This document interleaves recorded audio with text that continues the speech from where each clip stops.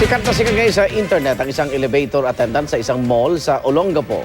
Ginawa kasi niyang kaaliw-aliw ang pagsakay ng mga mall goers sa elevator. Saksi si Trisha Zafra. We're now on the fourth floor, cinema and department store, kids section, snack bar and shawarma. Meet Cheridel Alejandrino, ang elevator girl sa isang mall sa Olongapo City na saya ang hatid sa bawat taong labas-masok. Mapakanta man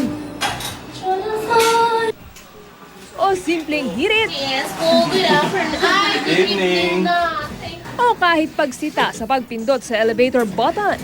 Ay, wag pong pindutin ang button. Thank you. Lahat napapatawa. Thank you, ma'am. Sir, come again po. Nasa YouTube namin. Kaya naman si Cheridel viral hit na sa internet. Sa YouTube pa lang may mahigit 200,000 hits na ang video ng elevator girl.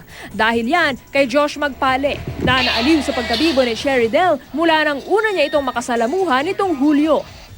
Nag-start yun nung sira yung escalator. Nag-elevator na lang ako. Tapos sakto, nakita ko siya, yung paglabas ng tao, nagtatawanan na. So, medyo na ako na, ano kayo meron? Mula noon, naging suki na raw si Josh ng elevator. Nagbitbit pa siya ng mga kaibigan gaya ni Jay na pinakiusapan ni elevator girl sa video na bigyang daan ang mga sasakay. And we're now on fifth floor, parking area. Thank you, ma'am, sir. Thank you for sharing. Kasi maraming tao, medyo nakahatang ako sa sa daan, may lalabas. Tawa lang kami ng tawa dun sa sa operator. Tuloy-tuloy lang ate, para laging masaya yung mga tao. Mararamdaman mo talaga pag napanood mo siya, yung dedication niya sa trabaho eh. At marami na rin gaya ni Josh na naging fan na rin ni elevator girl. Lalo na yung anak ko, kapag halimbawang sumasakay, mama doon tayo sa yung sa magaling magsalita na elevator lady. Ayun.